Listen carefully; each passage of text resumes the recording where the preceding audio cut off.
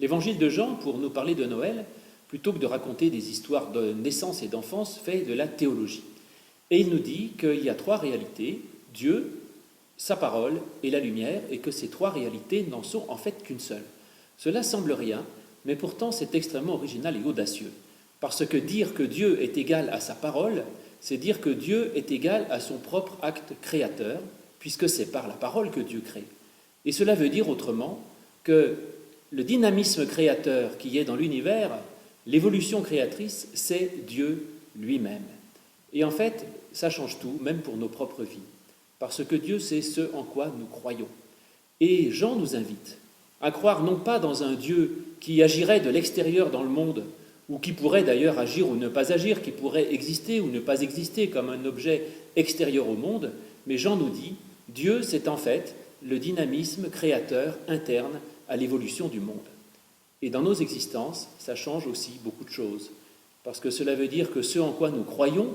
ce n'est pas de quelque chose de fixe, d'immobile et d'immuable, et que notre vie elle-même ne doit pas être quelque chose de fixe, d'immobile et d'immuable, mais que ce en quoi nous croyons, c'est dans une réalité dynamique, c'est dans le mouvement, dans le changement, dans la création et dans l'évolution. Et du coup, notre vie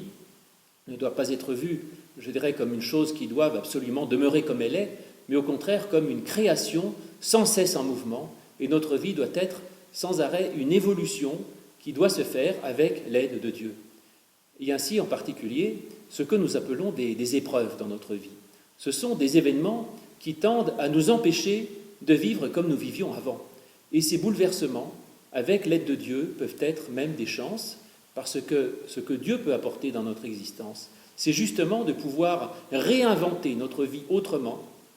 et de nous dire que ce que nous serons demain, avec l'aide de Dieu, sera quelque chose de totalement neuf et de différent par rapport à ce qu'il était avant.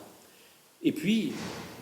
Jean nous dit également que cette parole, elle est lumière, et que donc cette parole de Dieu, ce n'est pas un chemin que Dieu nous imposerait pour trouver notre nouvelle façon de vivre, mais que c'est une liberté qui nous ouvre. Et dans notre religion, eh bien, nous avons des portes qui s'ouvrent, et la Bible nous ouvre des chemins, des routes, des voies, des espaces devant nous, pour que nous puissions trouver nous-mêmes notre propre route, et que cette route soit un chemin de liberté, de joie, de bonheur, de lumière et de vie.